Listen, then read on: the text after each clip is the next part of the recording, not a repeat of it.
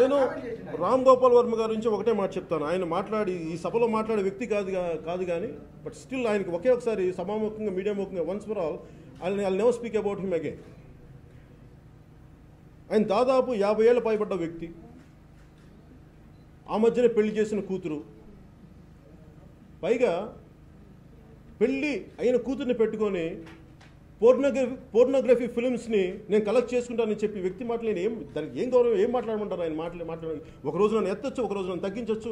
నేను వీళ్ళందరికీ నేను సమాధానం చెప్పుకునే స్థితిలో నేను లేను.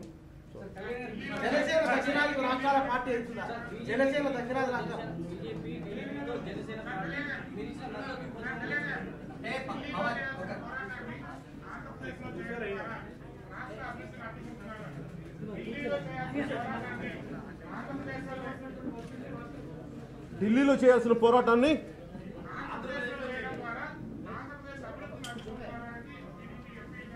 ఎట్లా అభివృద్ధిని అడ్డుకుంటున్నాం అండి? నేను నిజంగా ఆంధ్రప్రదేశ్ అభివృద్ధిని అడ్డుకోవాలని నేను ఉండేవాడిని కదా. అది యూత్ పిల్ నేను మాట్లాడాలని ఇందాక మీరు అడుగుతున్నారు జనసేన ఏం చేస్తుంది అనేది. ఎందుకంటే నేను ఇంత భావజాలం, ఇంత ఆలోచన విధానంతో మాట్లాడుతున్నప్పుడు నాతో నిలబడటానికి చాలా మందికి ఇబ్బందిగా ఉంటుంది. దాన్ని నేను ఎందుకంటే కొత్త తరం నాయకుల కోసమే చూస్తున్నాను, కానీ ఆల్రెడీ ఎస్టాబ్లిష్ లీడర్షిప్లో చాలా భయాలు ఉంటాయి, చాలా ఇబ్బందులు ఉంటాయి. That's a problem.